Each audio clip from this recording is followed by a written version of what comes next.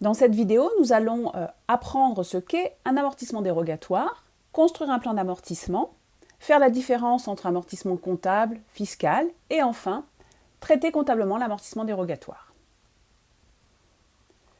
Commençons par voir dans quelle situation on utilise l'amortissement dérogatoire.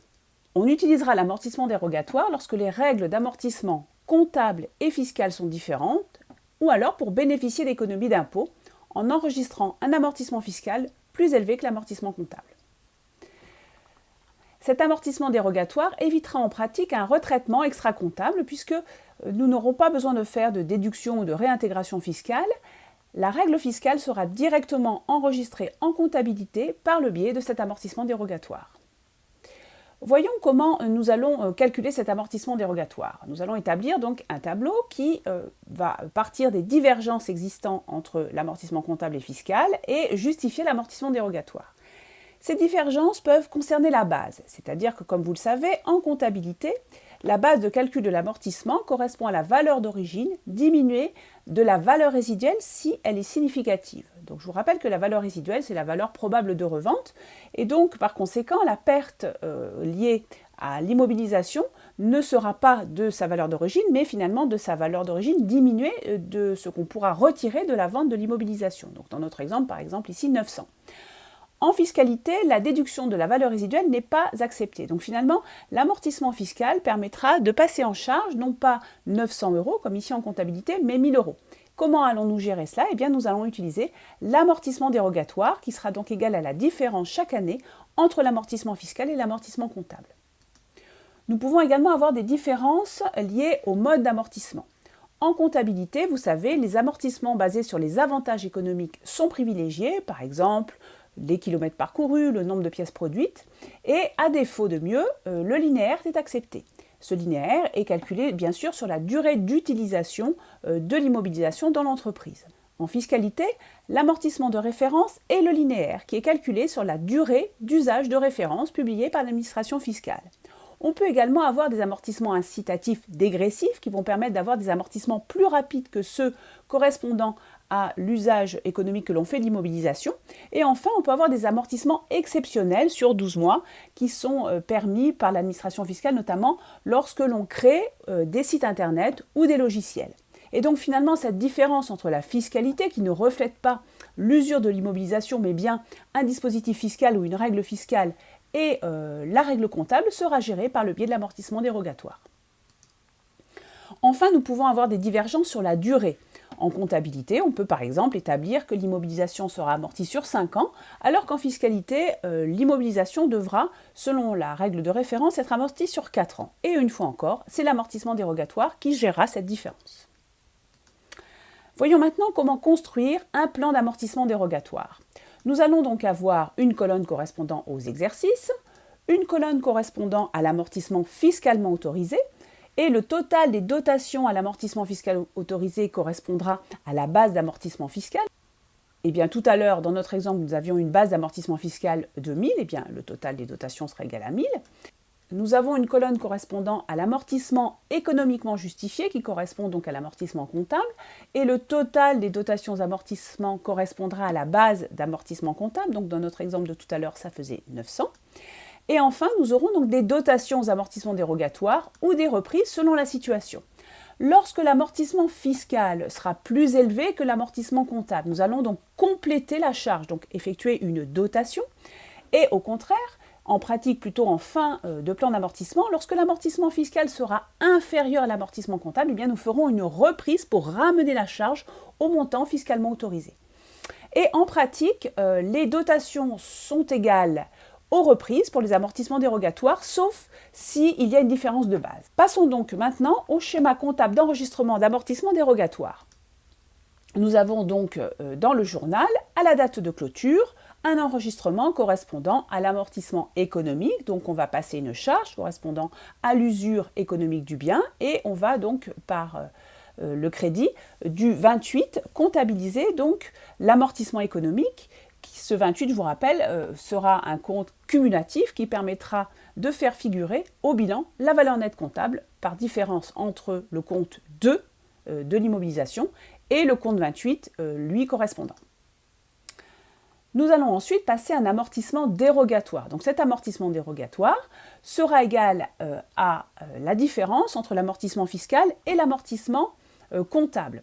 Si cet amortissement fiscal est plus élevé que l'amortissement comptable, nous allons compléter la charge. Donc nous allons réaliser une dotation dans un compte d'amortissement exceptionnel. Donc on voit ici le 7 en troisième position pour signifier que c'est un compte de dotation aux amortissements exceptionnels.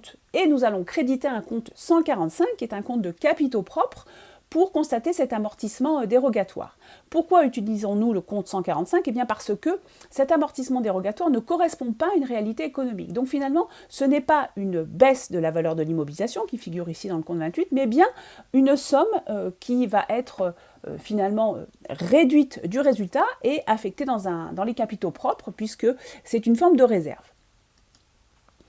Lorsqu'au contraire, l'amortissement fiscal devient inférieur à l'amortissement comptable, eh bien, nous allons faire une reprise pour réduire l'amortissement économiquement justifié de manière à faire en sorte qu'il atteigne le niveau fiscal autorisé. Et donc dans ce cas, nous aurons une écriture comme suit, donc débit du compte 145 et crédit du compte 787. Et donc comme je vous l'expliquais tout à l'heure, le compte 145 devrait théoriquement être soldé si les bases d'amortissement sont identiques. S'il ne l'est pas, eh bien cela veut dire qu'il y a des bases d'amortissement différentes, des divergences de règles de droit sur ces bases d'amortissement. Au final, donc, pour chaque exercice, la charge d'amortissement, donc finalement ce que l'entreprise aura pu déduire de son résultat, pour ainsi faire des économies d'impôts notamment, sera égale donc à l'amortissement économique, qui va être ici dans le 681, et l'amortissement dérogatoire, qui sera soit dans le 687, soit dans le 787, et donc la somme de ces deux amortissements, de ces deux dotations aux amortissements, correspondra à la dotation à l'amortissement fiscal toléré. Nous allons maintenant travailler à partir d'un exemple qui est issu des annales du DCG UE9 2018, la société Distillar, et je vais traiter donc le dossier 4 et la question 2. Je vous rappelle l'énoncé, il s'agit donc de l'acquisition d'un spectromètre qui se fait au 1er juillet N. Le prix d'acquisition est de 6 000 €. La durée prévue d'utilisation par l'entreprise est de 6 ans. La durée d'usage retenue par l'administration fiscale est différente, elle est de 5 ans. La valeur résiduelle dans notre exemple est considérée comme nulle en fin d'utilisation. Et la société prévoit un mode de consommation linéaire des avantages économiques procurés par le matériel, donc nous aurons donc un amortissement linéaire. Nous allons donc devoir gérer une différence de durée par le biais de l'amortissement dérogatoire. Construisons le plan d'amortissement. Pour l'exercice N, l'amortissement fiscal autorisé, comme je vous l'ai dit, se fait sur 5 ans, et comme l'acquisition se fait au 1er juillet, nous avons donc une demi-annuité, c'est-à-dire 6 mois sur 12 de dotation à l'amortissement fiscal, la base 6 000, un cinquième, donc le taux de 20% correspondant à 5 années d'utilisation, multiplié par 6 douzièmes, pour le nombre de mois s'écoulant entre le 1er juillet et le 31 décembre. Ça nous fait donc un montant d'amortissement de 600 €. En comptabilité, nous avons vu que l'entreprise amortissait sur 6 ans. Donc le prorata temporis se calcule de la même manière. Ici, l'amortissement se fait à compter de la date d'utilisation qui se trouve être également la date d'acquisition. Donc 500 €. Donc nous voyons bien ici que fiscalement, nous avons la possibilité d'enregistrer une charge de 600 € alors que l'amortissement comptable ne constate que 500 € de différence. Comment allons-nous gérer cette différence ? Eh bien, en effectuant une dotation aux amortissements dérogatoires pour 100 €. Pour l'exercice suivant, nous avons donc ici une année complète, donc 1 200 € d'amortissement fiscal autorisé. Et en comptabilité, nous avons également une année complète, mais ici, un montant plus faible, donc 2 000 €. Donc là, encore une fois, nous allons devoir compléter l'amortissement comptable de telle sorte qu'il atteigne l'amortissement fiscal, c'est-à-dire faire une dotation de 200 €. Si nous regardons l'exercice N+2, c'est également la même chose. En N+3, nous avons également une dotation de 200 €. En N+4, c'est encore une fois la même chose. C'est à partir de N+5 que nous allons avoir une différence, puisque en fiscalité, nous amortissons sur 5 ans. Donc nous arrivons en N+5 à la dernière année d'amortissement pour simplement 6 mois. Donc ici, nous amortissons pour 600 €. En comptabilité, nous amortissons sur 6 ans. Et donc là, nous allons avoir une annuité complète de 1 000 euros. Et donc là, ici, on va avoir une reprise à effectuer puisque finalement, l'amortissement fiscal autorisé est de 600, mais en comptabilité, nous avons enregistré trop d'amortissement, 1000. Donc ce que nous allons faire, c'est que nous allons enregistrer une reprise de 400 pour nous mettre en conformité avec l'amortissement fiscal autorisé.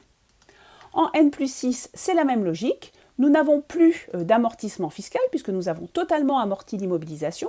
En comptabilité, nous amortissons une demi-année, c'est-à-dire 500 euros, et donc nous allons avoir une reprise.